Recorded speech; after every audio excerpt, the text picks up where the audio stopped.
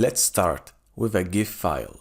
It contains multiple images, and when those frames are being shown one after another, they create an animation.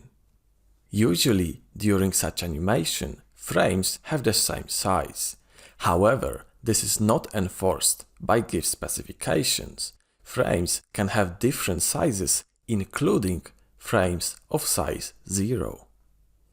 This is the structure used to store information about GIFs from native Android library.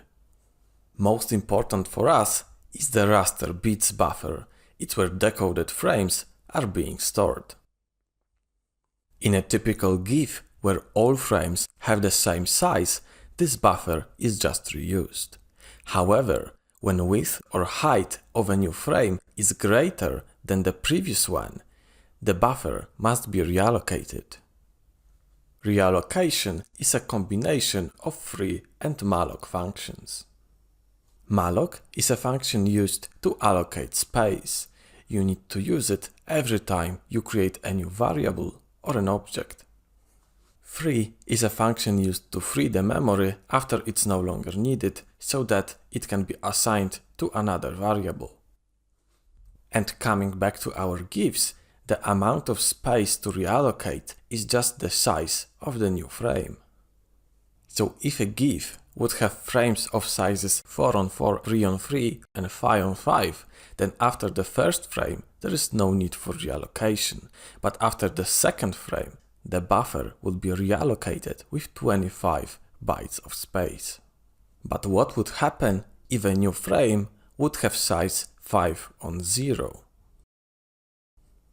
For the library, it was enough if a new width or new height was greater than the one in the previous frame.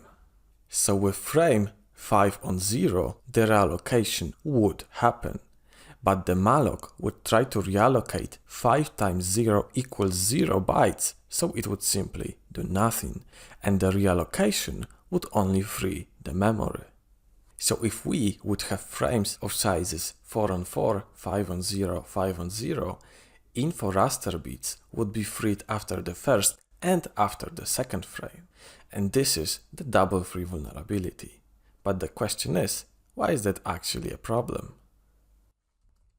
It's the problem because in Android it leads to two subsequent memory allocations returning the same address.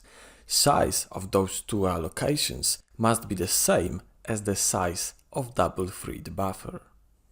So when the first frame was 16 bytes and it was double freed, then the next two memory allocations of size 16 will return the same address. Now let's see how this worked in WhatsApp. When you opened preview of files from WhatsApp application, GIFs were parsed twice. Let's create a malicious GIF that will trigger the double free vulnerability. It contains 4 frames and their sizes are 168, 0 bytes, 0 bytes, and the size of the 4th frame doesn't really matter. It's just there, so the GIF is valid. Before parsing frames, GIF info object is allocated with 168 bytes. This number is not dependent from the size of the first frame. It's just that the GIF info struct has 21 properties, 8 bytes each. And we chose the size of the first frame to match this number and not the other way around. You will see later why we needed that. Now it's time to parse the frames. First, raster bits buffer is allocated 168 bytes for the first frame.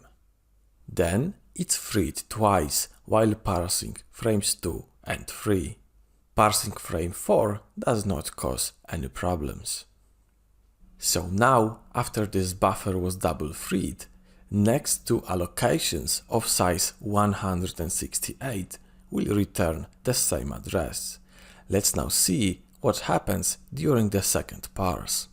Again, 168 bytes are allocated for a new GIF info object. Then the first frame is being parsed, and again 168 bytes are allocated for it. So this is the moment when malloc returns the same address again. So now both info and info raster bits are pointing to the same address. So such GIF causes WhatsApp to crash, but it wasn't our goal. Our goal is to execute arbitrary commands. Let's now take a look how this could be achieved. Soon after parsing each frame, info rewind function was called. Since info object has the same size and address as our first frame, the program now thinks that our first frame is the info object, so we have a complete control over it. And the program remembers where the rewind function was, so now we can prepare our first frame so that when the program wants to execute that function, it executes whatever we want. And what do we want? We want a reverse shell. Now stay calm, people, because it's time for some assembly. To reach our goal, we need to set proper values to PC and X0 registers. Registers in assembly are like special variables that contain specific information. PC, program counter, stores the address of the next instruction, so we will want the address of the system function there. And to get it there, we need to replace the address of rewind function. And X0 register stores the first function argument, so we want to put our reverse shell command in there. So now the researcher had to find a function that will set the X0 register to what he wanted and then jump to the system function. And this is the gadget that he found. I will explain it while at the same time creating the first frame of the GIF, which will at the same time be a GIF info object. The idea is that from rewind function we jump to this gadget, it sets the proper X0 register, and then we go to the system function, reaching our goal. Originally, rewind function was at offset 0x80 of the info object, so this is the place where we put the address of this gadget.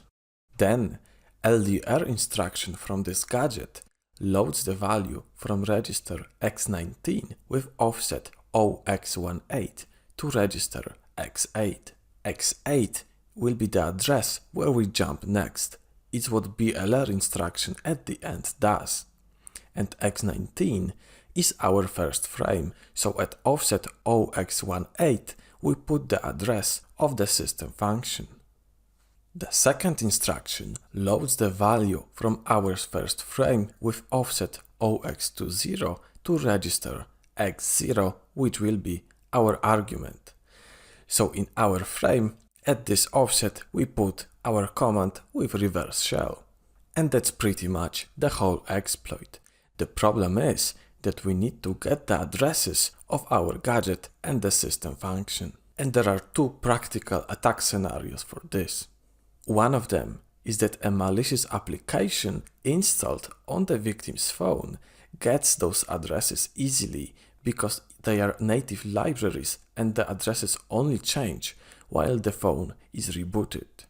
Then this application would create a malicious GIF, save it on victim's phone, and once the victim opened a preview in WhatsApp, the exploit would get triggered. The other attack scenario is that the attacker gets those addresses using information disclosure vulnerability, and then the attacker prepares the GIF, sends it to the victim, and once the victim opens the preview in WhatsApp, it gets triggered. You can generate your own malicious GIF using the repo that's linked in the description. But of course, the vulnerability has been patched and latest versions of WhatsApp are no longer exploitable.